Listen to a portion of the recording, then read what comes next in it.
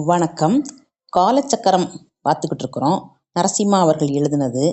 அதுக்கு முன்னாடி காஷ்மீரில் என்ன நடந்ததுன்னு பார்த்தோம். காஷ்மீரில் ஸ்ரத்தா எப்படியாவது காஷ்மீரை காப்பாற்றணும், ஆதிசங்கரரை எடுத்துட்டு அந்த ஸ்ரீசக்கரத்தை தமிழ்நாட்டிலேருந்து எடுத்துட்டு திரும்பவும் குஜேஸ்வரியோடைய பாதத்தில் வைக்கணும், வச்சு காஷ்மீரை காப்பாற்றணும் அப்படிங்கிற முயற்சியில் ஸ்ரத்தா தீவிரமாக இருக்கிறாங்க. அதுக்கு முன்னால் பல அநியாயங்கள் அங்கே நடக்க போகுது அப்படிங்கிறத அவங்க அப்பா ஓலைச்சுவடியை பார்த்து சொல்லிட்டாரு. பண்டிதர்களுக்கெல்லாம் கெட்ட காலம் அப்படின்னுட்டு.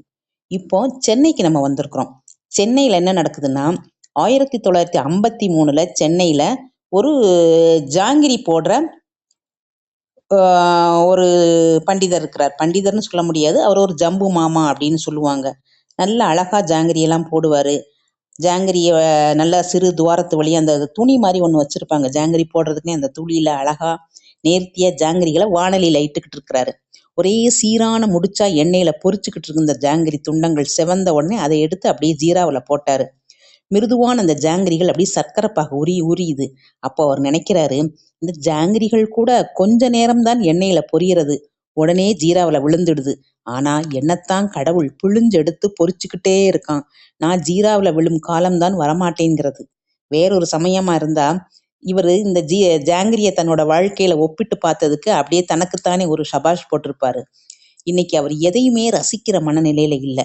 இன்னைக்கு ராத்திரி எல்லாமே முடிஞ்சிரும். இதோ இந்த கடைசி ஈடு ஜாங்கிரியை பிழிஞ்சு எடுத்துட்டா போதும். நாளைக்கு காலையில சூரியோதத்தை பார்க்கறதுக்கு அவர் இருக்க போறது இல்லையா. அவர் மட்டுமா, அவருடைய மனைவி காமாட்சி, 2 பிள்ளைகள் சத்யன், விஜயன், 4 பேருமே நாளைக்கு இருக்க மாட்டார்கள். எதற்கு இருக்க வேண்டும்? அவருக்கு ஏற்பட்ட தீராத அவமானங்களுக்கு, அடுத்த வேளை சோத்துக்கு யார் கையை எதிர்பார்க்கறது அப்படிங்கிற அவல நிலைக்கு, நல்லா படிக்கிற பெரிய பையன் சத்தியனோட அறிவு பசியை தீர்க்க முடியாத கையாலாகாத தனத்துக்கு, 2வது மகன் விஜயனோட டைபாய்டு ஜுரத்துக்கு மருந்து வாங்க கூட வக்கில்லாத தனது இயலாமைக்கு, கடைசியா குந்துமணி தங்கம் இல்லாமல் உரித்த கோழியாய் மனைவி காமாட்சியை நிற்க வச்சிருக்கிற தனது பொறுப்பில்லா தனத்துக்கு இன்னைக்கோட ஒரு முற்றுப்புள்ளி வைக்க போறார் ஜம்பு மாமா. ஜம்புகேஸ்வரன் அப்படின்னு சொன்னா தெரியாது. ஜாங்கிரி மாமா, ஜம்பு என்றால் குழந்தை கூட சரியா அடையாளம் காமிச்சிரும். இவரோட ஜாங்கிரி செய்யும் திறமைக்காகவே சமையல் குழுவுல வச்சிருந்தாரு செல்லப்பா. நாளைக்கு ஜாங்கிரி ஜம்பு போன இடம் புல் முளைச்சு போயிருக்கும். ஜம்பு நினைச்சபடி இப்படி கடைசி இடி ஜாங்கிரிய பிழிகிறாரு. என்ன ஜம்பு, இன்னுமா வேலை முடியல? ஹெட் குக் செல்லப்பா அவசரமா அங்க அவரோட சிந்தனை ஓட்டத்தை கலைக்கிறாரு. இதோ ஆச்சுன்னா, கடைசி ஈடு எதிர்பார்த்ததை விட ஒரு 50க்கு மேலேயே தேறி இருக்கு. அதை தடுத்து தனியா வச்சுடு. பாவம் நம்மாத்து மனுஷாளுக்காவது எடுத்துட்டு போய் கொடுக்கலாம் அப்படின்னு சொல்லிட்டே வாயில சீவலை அடைச்சுக்கிறாரு செல்லப்பா. அண்ணா, ஒரு விஷயம். கொஞ்சம் புகையிலைய நுனி வரலால எடுத்து சீவலுக்கு துணையா வாய்க்குள்ள தள்ளிக்கிட்டே செல்லப்பா. என்ன அப்படின்னு தலையை மட்டும் அசைச்சு கேட்கிறாரு. நான் ராத்திரி ஆத்துக்கு போயிட்டு விடிய காத்தால வந்துடுறேன். பையனுக்கு டைபாய்டு ஜுரம், காமாட்சி தனியா இருப்பா. என்ன ஜம்பு, தலைக்கு மேல காரியம் இருக்கு, நீ பாட்டுக்கு ஆத்துக்கு போறேன்னு சொன்னா என்ன அர்த்தம்? உன்னோட பெரிய ரோதனையா போச்சு அப்படின்னு வசமா பாடிக்கிட்டேவும் சொக்காவில இருந்து ஒரு 5 ரூபாய் எடுத்து நீட்டுறாரு. அதோட நிக்கல. டை சீனு, ஜம்பு ஆத்துக்கு சாப்பாடு கட்டி கொடுடா அப்படின்னு சொன்னவரு, மறக்காம குழந்தைங்களுக்கு ஜாங்கிரி எடுத்துண்டு போ அப்படின்னு சொல்லிட்டு போயிட்டாரு. இதுதான் செல்லப்பா. வாயெல்லாம் வாழைப்பழமா பேசி கையெல்லாம் கருணக்கிழங்கா இருப்பவர்கிட்ட இவர் கொஞ்சம் வித்தியாசமானவா இருப்பார். வாய் என்னதான் அதட்டுனாலும் கை அள்ளி கொடுக்கும். அவர் எப்படி இருந்தா என்ன, இன்னையோட என் கதை முடிஞ்சுது. நாளைக்கு அடுப்படியில வேக வேண்டியதில்லை, நானே மயானத்துல வெந்துக்கிட்டு இருப்பேன் அப்படின்னு நினைச்சபடியே ஜம்பு வீட்டுக்கு கிளம்புறாரு. மணி இரவு 11. ஊரெல்லாம் அடங்கிடுச்சு. மயிலாப்பூர் குளத்துக்கு பக்கம் இவர் நடந்து போக ஆரம்பிச்சப்போ மழை தூறுது. இவர் கோவில கடந்த உடனே பலமா மழை பெய்ய ஆரம்பிச்சிருச்சு.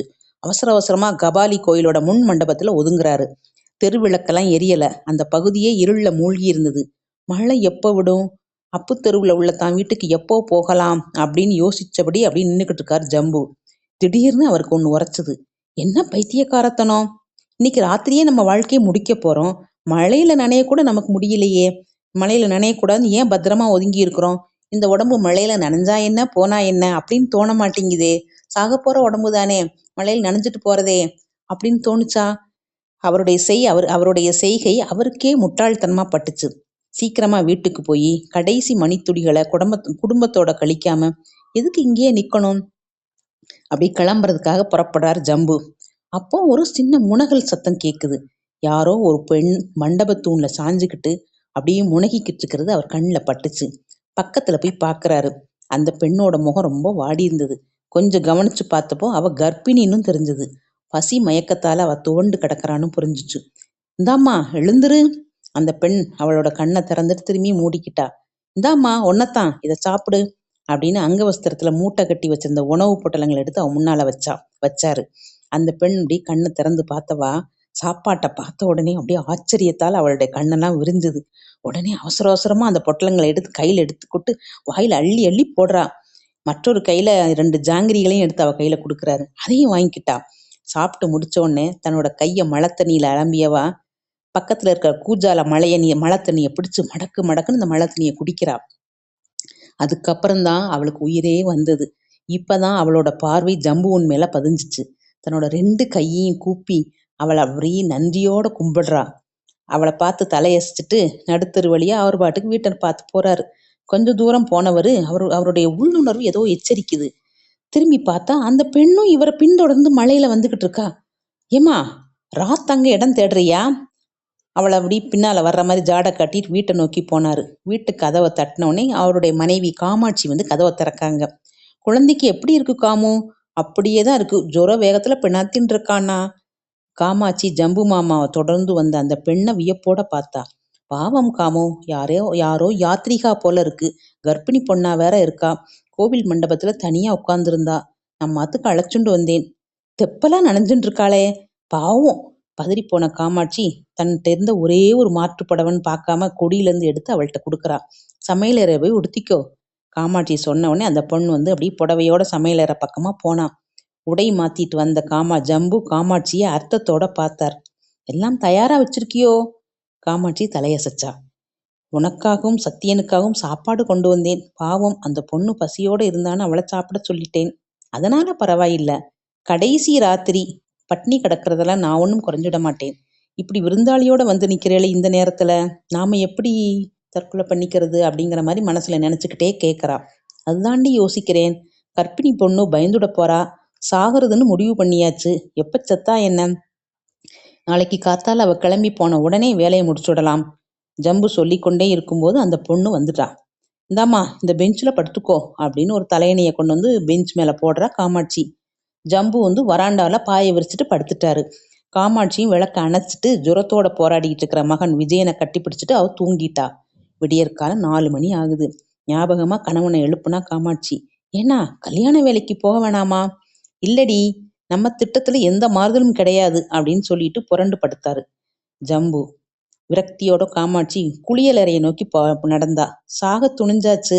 கடைசியா பூஜை புனஸ்காரத்தோட மங்களகரமா வாழ்க்கையை முடிச்சுடுவோமே அப்படின்னு அவ குளிக்க போனா. பாதி குளிச்சுட்டு இருக்கும் போதுதான் ஐயையோ மாத்து புடவை அந்த பொண்ணுக்கு கொடுத்துட்டது ஞாபகம் இருந்தது. வேற வழி இல்லாம கட்டியிருந்த புடவையவே திரும்பவும் ஈரப்படுத்தி அதையே கட்டிக்கிட்டு வெளியில வர்றா. ஒரு கையில பக்கெட் தண்ணீரோட இன்னொரு கையில கோலமாவு தொடப்பம் எல்லாத்தையும் வச்சுட்டு வாசல் நோக்கி போறா. கதவை திறக்கணும்னு பாக்குறா. கதவு திறந்துருக்குது. அவசரமா கூடத்துக்கு வந்தவா பெஞ்சு மேல அந்த பொண்ணு படுத்திருந்துச்சு, அதை காணமேன்னு தேடுறா. அவ அங்க இல்ல. இவள் கொடுத்த புடவைய நல்லா 4ஆ மடிச்சு பெஞ்சு மேல வச்சுட்டு அது பாட்டுக்கு சொல்லிக்கொள்ளாம புறப்பட்டு போயிடுச்சு. திரும்ப வாசலுக்கு வந்து நினைக்க போது தூக்கி வாரிப்பட குனிஞ்சு பார்த்தா. நடு ராத்திரி வரைக்கும் கடும் ஜுரத்தால பிதட்டிக்கிட்டு இருந்த அந்த விஜயன் இப்போ சிரிச்சுக்கிட்டு தனக்குத்தானே விளையாடிக்கிட்டு இருக்கான். ஆச்சரியம். அவனை வாரி அணைச்சு தூக்கி முத்தம் குஞ்சுனா. உடம்ப தொட்டு பார்த்தா ஜுரம் போன இடமே தெரியல. ஜம்புவை எழுப்பலாம், வீட்டுக்காரரை எழுப்பலான்னு நினைச்சிட்டு வந்தவா வாசல் பக்கம் யாரோ குரல் கொடுக்குறாங்க. அதை பார்த்து எட்டி பார்க்கறா. எதிர்த்து விட்டு வக்கீல் ரங்கநாதன் தான் நின்றுட்டு இருந்தாரு. ஜம்பு மாமா இல்லையா? இருக்காரே. அவசரமா கணவனை எழுப்புனா. விடியற்காலையில தன்னை அழைக்கும் வக்கீலை வியப்போட பார்த்தபடி வரவேற்றார் ஜம்பு. என்ன மாமா, என்ன விஷயம்? ஓய், உங்க பெரியப்பாவாம் யாரோ காஞ்சிபுரத்துல இருந்தாராமே, அவர் நேத்து ராத்திரி போயிட்டாராம். நீர்தான் அவருக்கு கர்மம் பண்ணணும்னு எழுதி வச்சிருக்காரு. அடிச்சீரியா ஜாக்பாட். அவரோட நிலபுலன், லட்சக்கணக்கான பணம், காஞ்சிபுரம் வீடு எல்லாம் உமக்குத்தானாம். என்ன மாமா சொல்றீங்கோ? அவருக்கும் எங்களுக்கும் ஸ்நான பிராப்தி கூட கிடையாதே. அப்பா காலத்திலேயே உறவு விட்டு போச்சே. மரணப்படுக்கை மனுஷாலோட மனசை மாத்திடும்னா. என்ன அசந்து போய் நிக்கிறீர்? இனிமே நீர் ஜாங்கிரி சுத்த வேண்டியதே இல்லை. மனுஷாதான் உங்களை மொய்க்க போறா, எறும்பு மாதிரி. மாமா, என்னால நம்பவே முடியல. ஏதாவது ஜோக் பண்றேளா? ஜம்புவால் எந்த முடிவுக்கும் வர முடியல. என்ன ஓய், என் அண்ணாதான் உங்க பெரியப்பாவோட வக்கீல். காஞ்சிபுரம் திருக்கச்சி நம்பி தெருவில் உங்க பெரியப்பாவோட பக்கத்தாத்துல தான் என் அண்ணா இருக்கான். இப்பதான் போன் பண்ணான். உம்ம கையோட அழைச்சுண்டு வர சொன்னான். இன்னும் 10 நிமிஷத்துல காரோட வரேன், கிளம்ப ரெடியா இருங்கோ சொல்லிட்டு வக்கீல் நடையை கட்ட குழப்பத்தோட மனைவிய பார்த்தாரு. என்னடி இது? எல்லாம் நேத்து நீங்க அழைச்சுண்டு வந்தேளே, அந்த கற்பகாம்பாள் செய்த லீலை. என்னடி சொல்ற? ஆமாம்மா, சாக கிடந்த குழந்தை துள்ளி விளையாடிட்டு இருக்கான். நம்மெல்லாம் சாகணும்னு நினைச்சோம், நம்ம உயிரோடு இருக்கோம். இந்த உறவே வச்சுக்காத பெரியப்பா சொத்தை எழுதி வச்சுட்டு செத்து போயிருக்கார். இதை விட வேற என்ன அத்தாட்சி வேணும்? வந்துட்டு போனது சாட்சாத் கற்பகாம்பாதான். உணர்ச்சியோட சொன்ன காமாட்சி உள்ளே செல்ல ஜம்பு அவளை பின்னால போறாரு. அந்த பெண் படுத்திருந்த பெஞ்ச் காலியா இருந்தது அவரும் பாக்குறாரு. அவ உடுத்தி இருந்த காமாட்சியின் புடவையும் அழகா மடிச்சு வைக்கப்பட்டிருக்கிறதையும் பாக்குறாரு. எங்க போன அந்த பொண்ணு? நிஜமாவே அவள் இவங்களோட தற்கொலையை தடுக்க வந்த கற்பகாம்பாளா, இல்ல தற்செயலா அவர் பார்வை மடித்துப்பட்டிருந்த அந்த புடவையின் மேல போச்சு. அங்க அதுக்கு உள்ள பளபளபளன்னு ஒரு சின்ன ஸ்படிகலிங்கம் இருந்தது. வியப்போடு அதை கையில் எடுத்து பார்க்காரு. அபார தேஜஸ். அந்த லிங்கத்தை கையில எடுத்ததுமே ஒருவித உணர்ச்சி அவரை தாக்குச்சு. அதுக்கப்புறம் தற்கொலை செய்து கொள்ளவே நேரம் கிடைக்கவில்லை அந்த குடும்பத்துக்கு.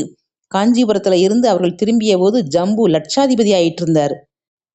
இப்போ அந்த காஷ்மீரை காப்பாத்துறதுக்காக வேண்டி அந்த ஸ்ரீ சக்கரம் கிடைக்கணுமே ஸ்ரத்தாவுக்கு. அவ தமிழ்நாடு வந்தாளா வரலையா? ஆதிசங்கரர் அங்கிருந்து எடுத்துட்டு போன ஸ்ரீ சக்கரம் இங்க காளி கோவில்ல இருக்குன்னு அவங்க அப்பா சொன்னாரே, அதெல்லாம் பத்தி தொடர்ந்து பார்ப்போம். சப்ஸ்கிரைப் செய்து கொள்ளுங்கள் நண்பர்களே. காலம் எல்லாம் கதைகள்.